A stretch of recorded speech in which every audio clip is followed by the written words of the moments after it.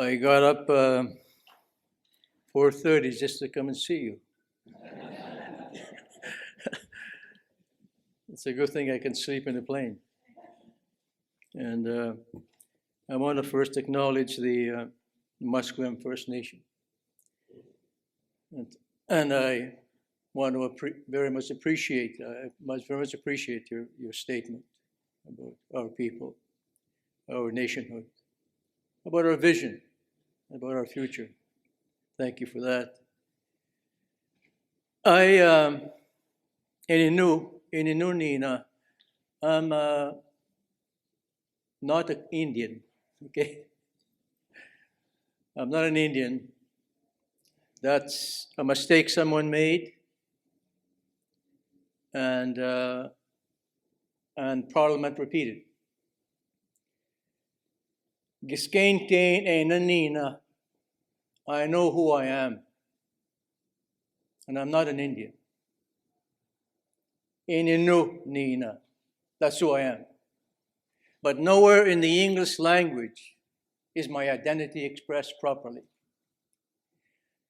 In the English language, people will know me as an Indian. They might know me in the way the French people described my nation years ago as Cree people. But they might also know me as an Aboriginal person. And more recently, as an Indigenous human being. But we all have our names. And that is where our nationhood begins, from our language. And our language is steeped in our own history. I can't talk about the mountains, but I can talk about the rivers and the boreal forest, because that is what created my nation, that land, that territory. And Canadians also think we're Indian bands. I can't even play guitar. You know? I can't sing a damn song, right? I am not an Indian band. But Parliament, in its wisdom, decided that we're Indians and we're going to be living on reserves and we're going to be called Indian bands. Let's get that straight. First off, I don't even think Charlie can sing, right? But if he was able to, I don't think his country would call him an Indian band or a band. It's demeaning in the way in which we're described in your language, the English language. But it's also reflective of how our nations were diminished or devalued by Canada, and why it was so easy for Parliament to pass legislation to do away with our own identity as a people. I've always been amazed how powerful Parliament was to make my mother a non-Indian. How is that possible, genetically or otherwise? What right did one white parliamentarian have to define who my mother was? And yet they did it. But they also had the power to make a white woman into an Indian. What a powerful parliament. What a powerful parliament that can exercise that kind of authority and strip my mother of her identity, and therefore strip me of my identity, and strip my daughter Danielle of her identity, just by an act of Parliament. So when we talk about nation to nation, where do we begin? Where do we start? What is the source of our authority as Indigenous people to self-government, to self-determination, or to jurisdiction? What is the source of our power as a people? Well, let me tell you what it's not. It is not Parliament, and it is not the provincial governments. It is not 9124 of the British North America Act. It is not the Indian Act. These are not the sources of our authority as Indigenous nations. And it is not the courts. They're not the source of our power. And it's not the Supreme Court of Canada. These are not our institutions. We did not create them, and we did not give them any power to make laws over our people. They just assumed that authority. And we're not municipal governments. And most importantly, we're not delegated people. Our authority will not come from a white parliament. It will not come from a provincial government. There will be no transfer of power from your government to ours because we have existing governments. You heard what was said earlier about the ancient source of our authority. Eguta, egute, egutagamatstano. That is where, and that is why we will begin there. There's no other place to begin for us. We're not Canadians. We're not Canadians. And we cannot use your history from your homelands, wherever they may be, whether it's France or England or Scotland or Ireland. We cannot use your history to define who we are. Only you can do that. We can't go there. Now, the nature and the scope of the right of self-determination, what is it? It is a human right. It's a human right. It is a human right to freedom. And all people love freedom. It's a human right to our freedom as Indigenous people. It is also a human right to self-rule, for people to govern themselves, to make decisions for their people and their future. The right to self-rule. Not to be told who our Minister of Indian Affairs is. We don't have a Minister of Indian Affairs. That's Canada's Minister of Indian Affairs. That is not ours. We do not have an Indian Act. That is not our Indian Act. And years ago, when I was a national chief, I had gone to a traditional ceremony, and this elder had done some visioning into the future. And there was just him and I. And he said to me, in my language, in Cree, and he was not a Cree speaker, but I heard those voices in my language. And what they warned me about was asamina atuskatamak wasnayame wastatsa. They're getting ready to make a law again. That's what they said. So they must, I assume, want Parliament. So I went to Alberta to visit this elder, whose name was Peter Uchis. I said, Peter, we're dealing with this Canadian Constitution right now, but I went to the ceremony and there was a warning against Parliament making more laws for us. What should we do? What should I do? And he said, because I said, what should I do about the Indian Act?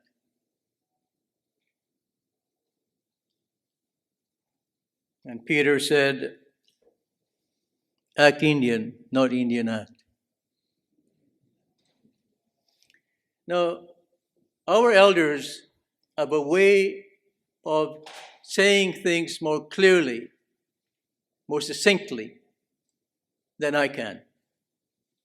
Now, what he said in those few words is what I've said to you in the last 5 minutes.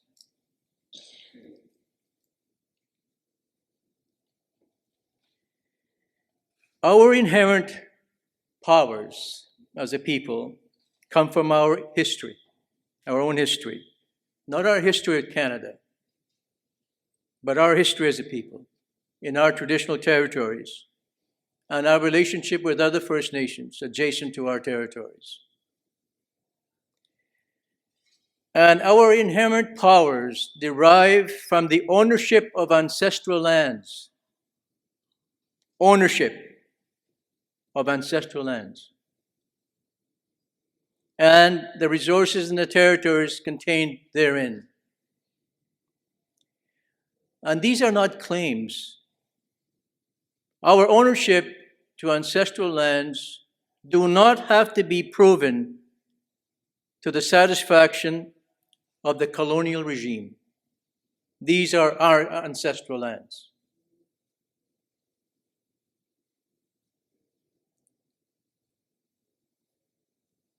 Why am I saying all this? I'm saying all this because Canadians don't understand this. And many times I've heard people say to me, why don't you just be a Canadian?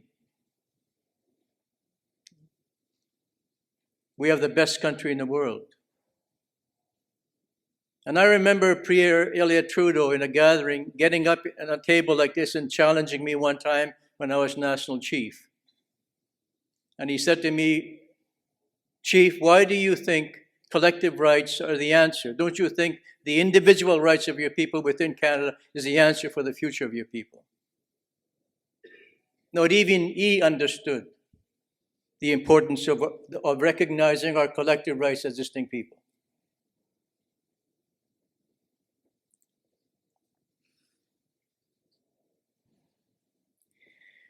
So our inherent right to self-rule or self-determination stands on its own legitimacy.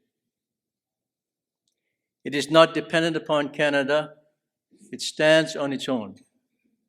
That is where we start. And when we dealt with negotiations, for example, in the Charlottetown Accord, I had to deal with different fears that groups had, that provincial governments were fearful of losing their power over their lands and their resources if they recognized our right to make laws about lands and resources in our territories. The federal government was concerned about if they recognized the inherent right, it would impair Canadian territorial integrity, it would impair Canadian sovereignty. That's where you start. Keeping what you have, and that's where we start keeping what we have. So the challenge is there. It's not an easy task to come to an understanding about how we're going to coexist, how our respective nations are going to live together. So we have three choices. One choice is treaties, the historical precedent for it, as a way of defining the relationship nation to nation, either making new treaties or properly implementing existing treaties in a manner understood by the First Nations who made those treaties. And that provision you'll find in the Charlottetown Accord. The other option is we tried it. It's called restructuring the country through the Constitution. We had a promise given to us by Trudeau's effort to patriate the Constitution. The promise was contained in Section 37 that said the Prime Minister will convene a meeting and call in the leaders of the indigenous people to sit down with the provinces to identify and define treaty and Aboriginal rights for inclusion in the constitution of the country. All those efforts failed, including the Charlottetown Accord. But it's still an option. It is still an outstanding promise. It is still one way in which we could define a relationship together and have our distinct order of government recognized in the supreme law of this country, as we did in the Charlottetown Accord.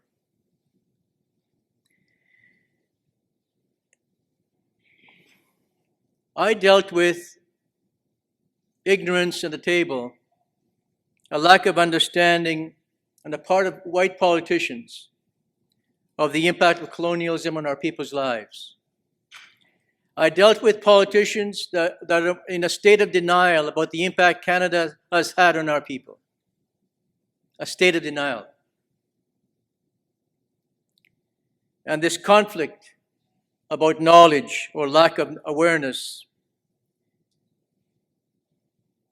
made it difficult for us to try to make the Canadian politicians compromise to recognize our rights as a people. It was not easy.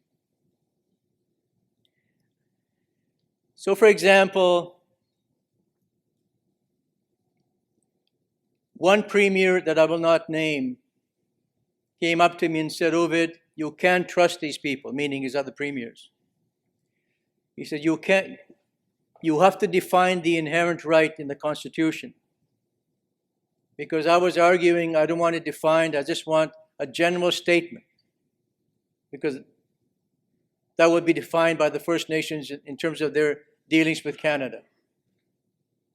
So Charlottetown did not have a specific definition, just a general statement of what the inherent right would entail, about our authority as a people over our land, resources, and our territories, and so on. So I said to this premier, okay, give me a list of powers then. Show me the list of powers that you think my people should have. So the next morning he gave me a list of powers that were not any better than the powers in the Indian Act.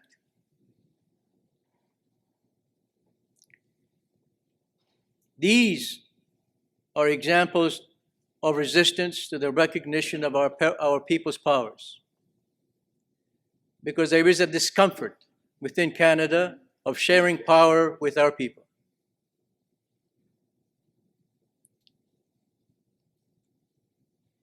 And when we dealt with laws, you should have seen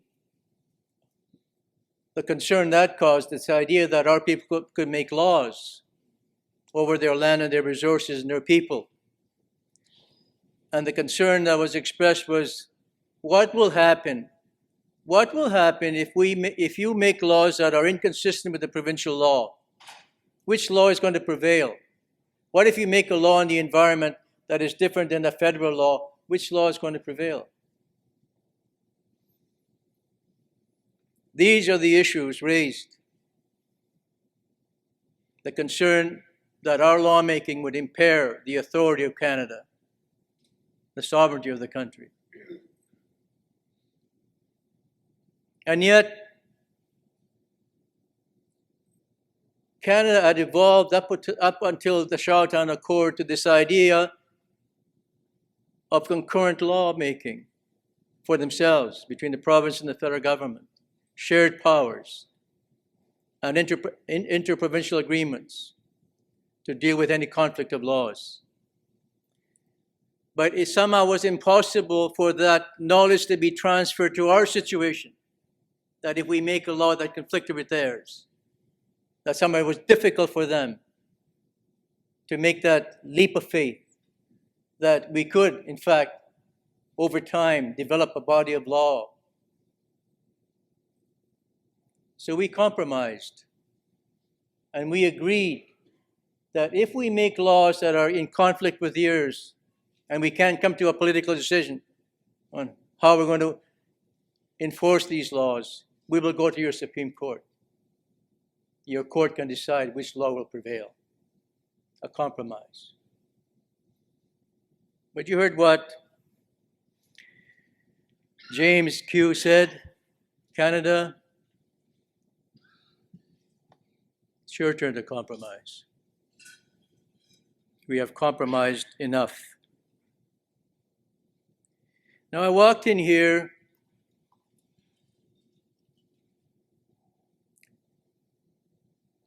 and I was told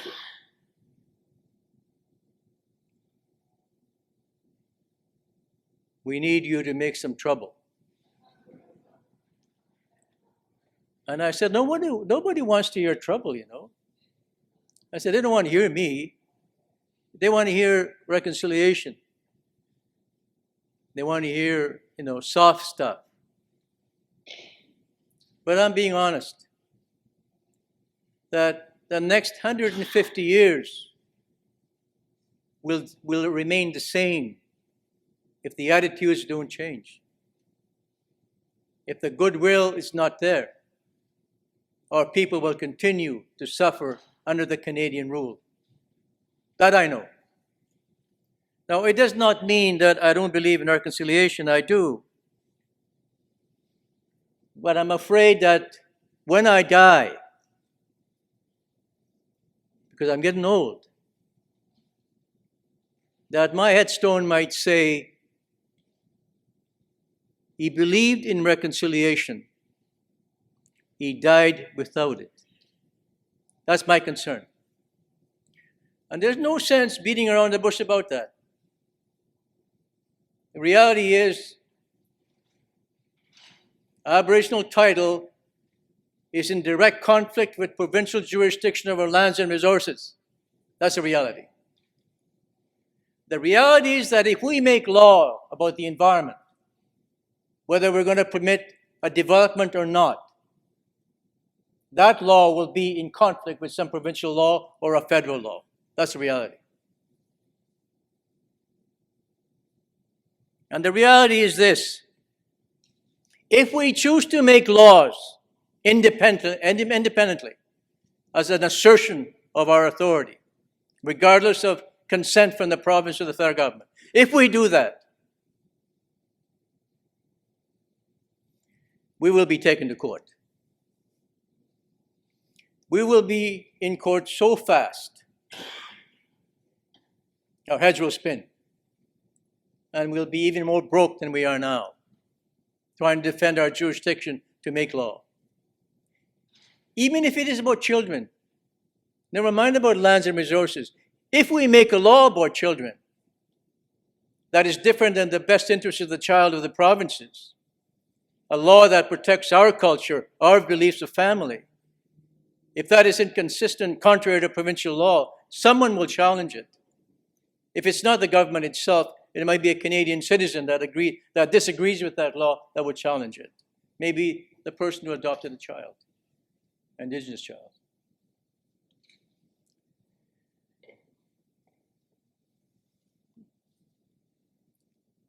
So we do need, I think, something.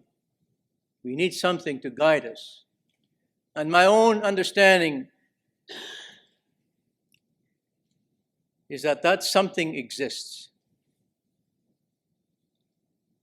It's called the Royal Proclamation of Aboriginal People.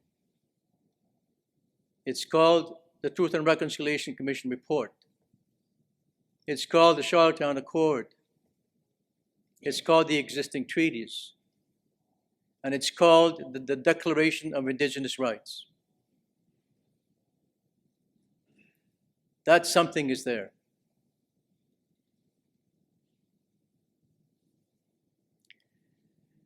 What I like about the Declaration is that it's not an absolute for anyone. It's a compromise. But it's still the notion of coexistence. And it's still about the state, i.e. Canada, taking responsibility to decolonize itself.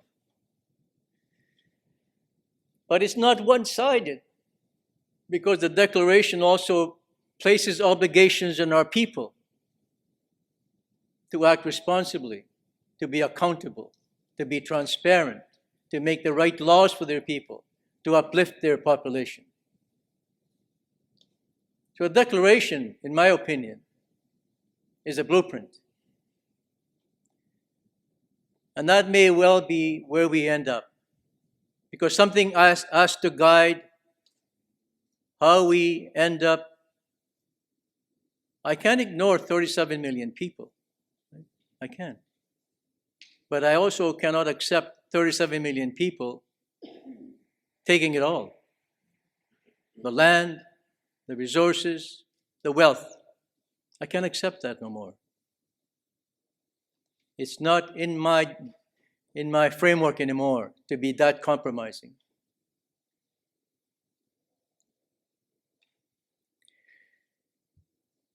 So I didn't really want to be that negative, but you know what? What's there to be positive about? I guess I could say Harper's gone. And I suppose I could say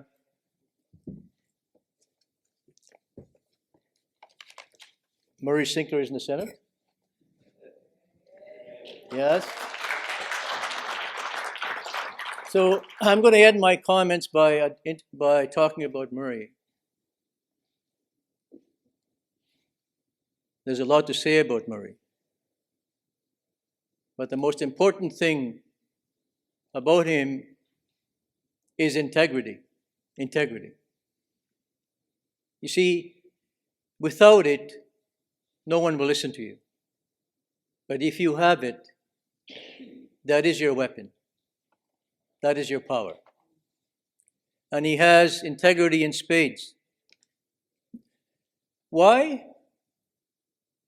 Because he understands his people. He came from his people. But he also understands the country. And he has served the country as a lawyer and a judge. And now as a senator. And he also has a vision about moving forward, which he'll explain to you. I will be the warrior. He will be the conciliator. We need both.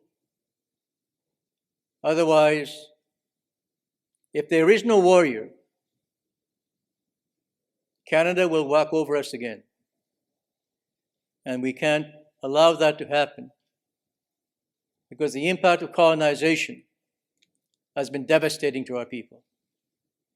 And we cannot wait any longer. We can't wait for the country. We can't wait for their governments. We have to act in our own best interest, quickly and swiftly. Because if we don't, you see what the social problems are like right now. They will escalate and become even more grievous than they are right now. So we have a responsibility ourselves as nations to stop waiting for Canada to recognize us. No nation becomes great by waiting for another nation to give it permission to become great. It is up to us to take that challenge and move forward. Thank you.